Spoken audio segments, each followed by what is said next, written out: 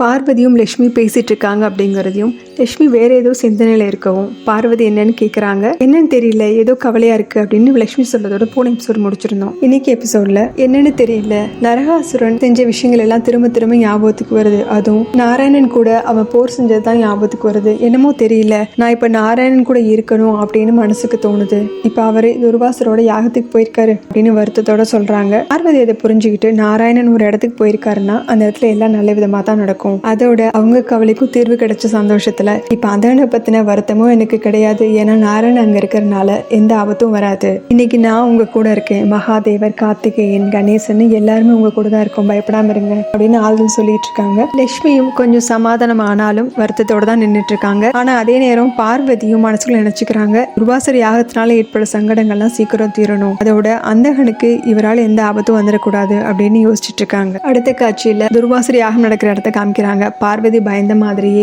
அந்தகன் பேச ஆரம்பிக்கிறான். இப்போ நாராயணன் அவர் பக்கம் நியாயத்தெல்லாம் சொல்லிட்டாரு இல்லையா, இப்போ அசுரர்கள் பக்கமா நான் பேசுறேன் அப்படின்னு சொல்ல இதை கேட்டு பதட்டமான குரு உஷானா இவன் ஏதாவது பேசிடக்கூடாது அப்படின்ட்டு பெரியவங்க பேசி முடிவு பண்ணிக்கிறோம், நீ எதுவும் தலையிடாது அப்படிங்கிறாரு. அதெல்லாம் முடியாது, நீங்க இப்ப படைப்பை பத்தி பேசிட்டு இருந்தீங்க இல்லையா, இதுக்கு சரியான ஆட்கள் எங்களை மாதிரி சிறுவர்கள் தான். நான் சின்னவனா இருக்கலாம், ஆனா வாழ்க்கையில் நடந்த பல விஷயங்கள் என்னை பக்குவப்படுத்திருச்சு. எனக்கு தகுதி இல்லை நீங்க நினைச்சிருந்தீங்கன்னா இங்க கூட்டிட்டு வந்திருப்பீங்களா அப்படிங்க. இதை கேட்டு குரு உஷானா அதிர்ச்சி ஆக்குறாரு.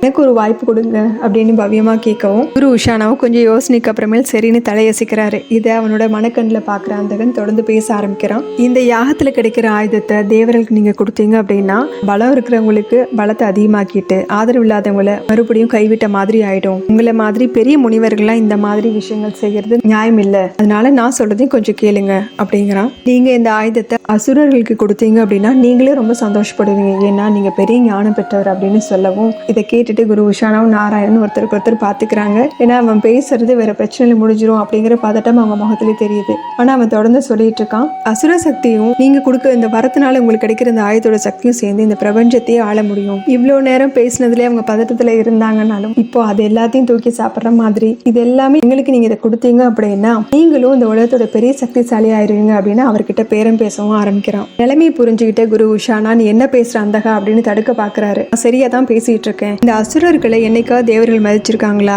உதாரணமா கந்தர்வர்கள் தான் சொல்லணும், அவங்கள தான் துர்வாசர் எரிச்சிட்டாரே. ஆனா நம்ம அசுரர்களாச்சே, அதனால குருவுடைய யாகத்தையும் அவரோட ஞானத்தையும் நம்ம மதிக்கலாம் அப்படின்னு அவருக்கு ரொம்ப வயசு மேல ஐசா வச்சிட்டு இருக்கான். நீங்க எங்களுக்கு ஆதரவா இருந்தீங்கன்னா உங்களுக்கு தான் லாபம் அதிகம். உங்களுக்கு இந்த தவத்தினாலையும் யாகத்தினாலும் என்ன பலன் கிடைச்சிட போகுது, இனிமேலாவது கொஞ்சம் உலக தாண்டுதான் பாருங்களேன் அப்படின்னு அவன் பாட்டுக்கு பேசிட்டே போயிட்டு இருக்கான். அது எல்லாத்துக்கும் முடிவா மூர்த்திகளுமே கூட உங்களுக்கு அடிபணிவாங்கன்னு சொன்னதும் துர்வாசரோட கோபம் எல்லாம் மீறுது. நிறுத்து முட்டாளேன்னு சொல்லிட்டு அவன் கிட்ட வர துர்வாசர் செல்வத்தாலையும் அதிகாரத்தாலையும் என்னை யாராவது கட்டுப்படுத்த நினைச்சாங்கன்னா அவங்களுக்கு நான் அடிபணியவே மாட்டேன். நீ என்ன கோபப்படுத்திட்ட, இந்த கோபத்துல இருந்து உன்னை யாராலையும் காப்பாற்ற முடியாது அப்படின்னு சொல்லிட்டு கமண்டலத்தில் இருக்கக்கூடிய தண்ணி எடுக்கிறாரு. இதோட இந்த எபிசோட் முடியுது. அடுத்த எபிசோட்ல பார்க்கலாம். சேனல் லைக் பண்ணுங்க, ஷேர் பண்ணுங்க, சப்ஸ்கிரைப் பண்ணுங்க, பெல் பட்டனை பிரஸ் பண்ணுங்க. தேங்க்யூ.